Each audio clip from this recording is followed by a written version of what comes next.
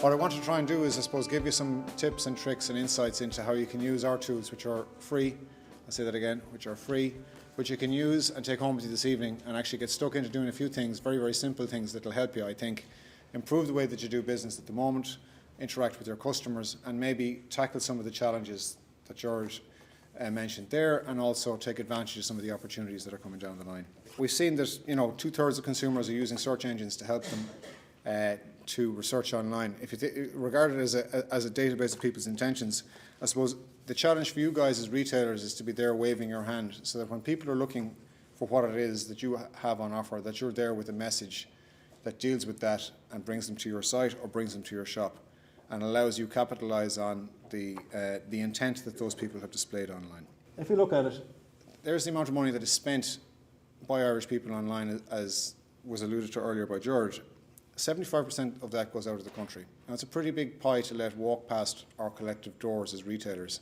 So it's to see, how can we capture a little bit of that and take advantage of that. The first thing I wanted to have a look at there that's Google Places.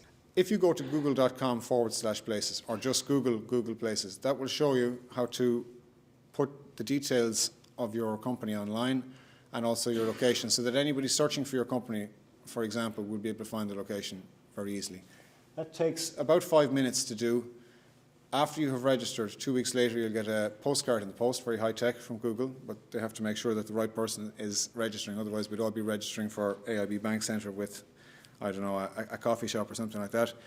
You're given a PIN number on that, and you can register your business then. So it means that when people are searching, so if you're doing ads in the local newspaper, or you're doing ads on local radio, and people come on and search as a result of that, simple as anything for them then to find where you are and to figure out where they can come in the door and actually start spending some money. So there's a quick tip straight away.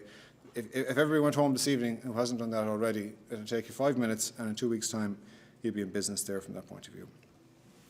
If you're one of the people who didn't put your hand up there when I asked who is online there's the website you need. Okay, that's an initiative that we got involved with last year with An Post and Black Knight and the County Enterprise Boards.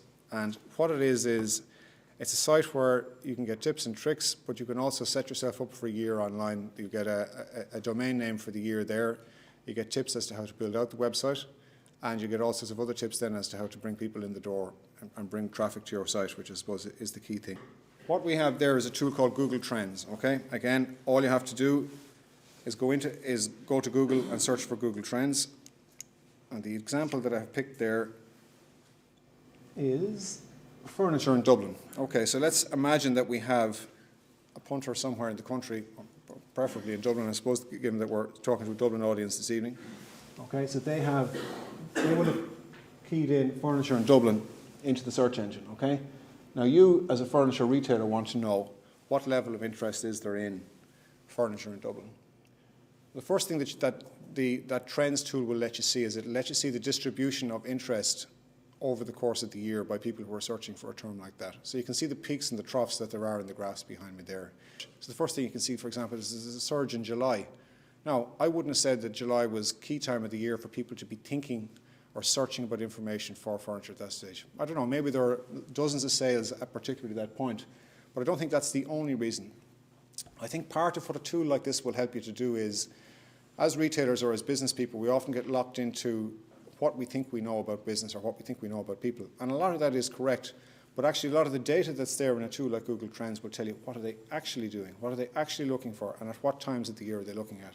It'll also allow you, from the point of view of a retailer, it'll let you see when do you need your resources. So if people are in that consideration phase in X time of the year, do I need more staff in at that point? Do I need to have a look at my stocking or my stock levels, or do I need to look at my pipeline from that point of view? So the other element that we have there is the Google Keyword tool. And again, if you know now, okay, so you've seen that there's an opportunity, and you've seen generally when people are searching for the area that you're involved in, the keyword tool within Google AdWords, and you don't have to be an AdWords customer to use that, by the way. All you have to do is search for Google AdWords Keywords tool.